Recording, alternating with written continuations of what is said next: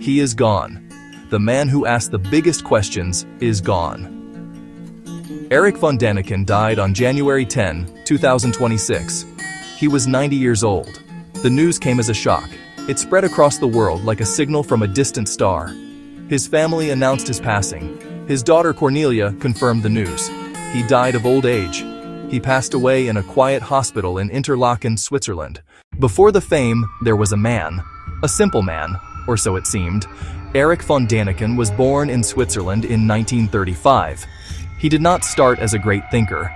He did not come from a family of academics. He was a hotel manager. He ran the Hotel Rosenhögel in the snowy town of Davos. He served drinks. He checked in guests. He lived a normal life. But beneath the surface, a storm was brewing. He was collecting stories, connecting dots that no one else saw. He was looking at the past and seeing the future. Imagine the scene, a busy hotel bar, the sound of chatter and clinking glasses. And in the middle of it all, a man with a secret that would change the world. By day, a respectable hotelier. By night, a cosmic detective. He met travelers, thinkers, editors.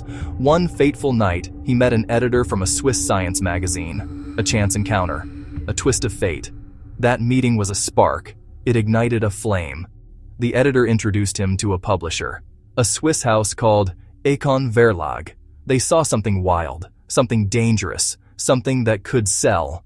They agreed to print 6,000 copies. The original title was Erinnerungen an die Zukunft, Memories of the Future. The publisher brought in Wilhelm Rogersdorf. He had edited a Nazi newspaper, the Völkischer Beobachter. In 1968, the world changed. A book appeared on the shelves. Its title was a question. Chariots of the Gods? The question mark was important.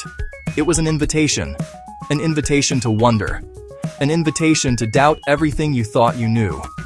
The book asked a simple, powerful question.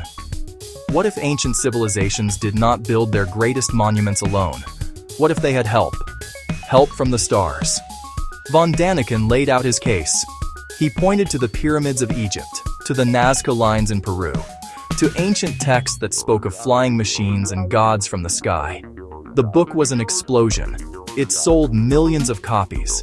It became a global phenomenon. People were hungry for this. They were tired of the old, dusty explanations. Von Däniken offered something new, something exciting. He made history feel like a science fiction movie. He suggested that the gods of myth were not gods at all. They were extraterrestrials, flesh and blood beings with advanced technology. They came to Earth long ago. They taught our ancestors. They shaped our destiny. It was a radical, intoxicating idea, and the world could not get enough. He became a star overnight. He traveled the world, visiting the sites he wrote about.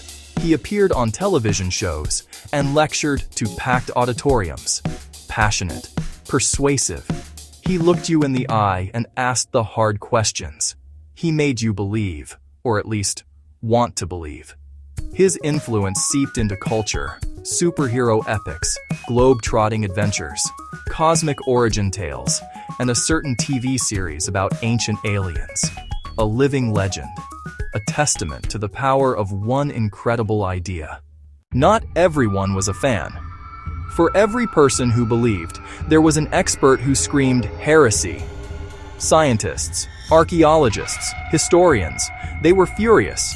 They labeled his work pseudoscience, pseudo-archaeology, pseudo-history. He was insulting the ingenuity of ancient peoples, they said. He said our ancestors weren't smart enough to build the pyramids alone.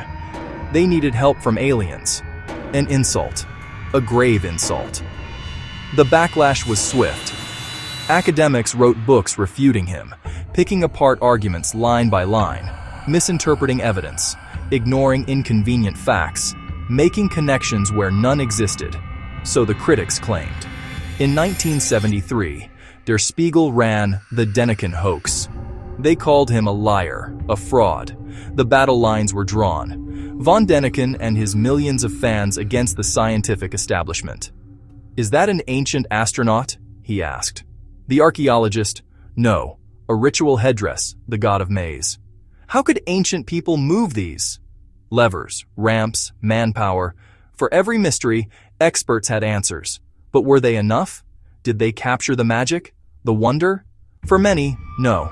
His fans didn't care about experts, gatekeepers of a boring official history. He became their champion, asking the questions the experts wanted to shut down. A David against academic Goliath. The more the experts shouted, the more his fans loved him. They bought the books, filled the halls, kept the faith. The controversy only made him stronger.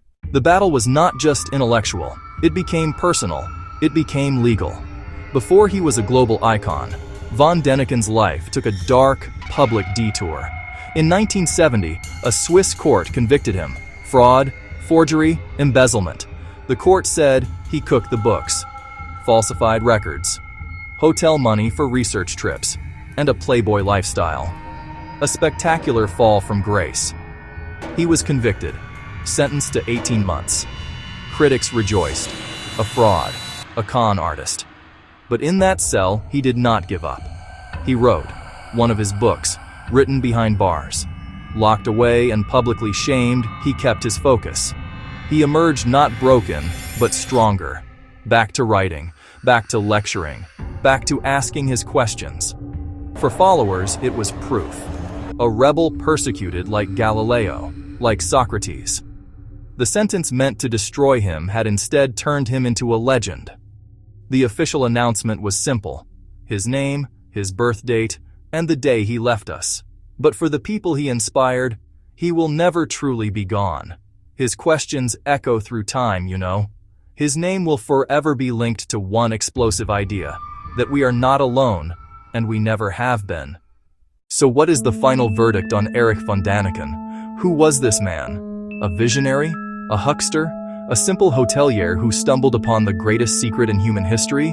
The truth, like the man himself, is complex. He is gone now. He has returned to the stars he so often wrote about.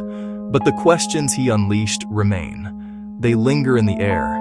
They echo in the ruins of ancient temples. They challenge us to look at our past with fresh eyes, to wonder, to imagine, to ask, what if?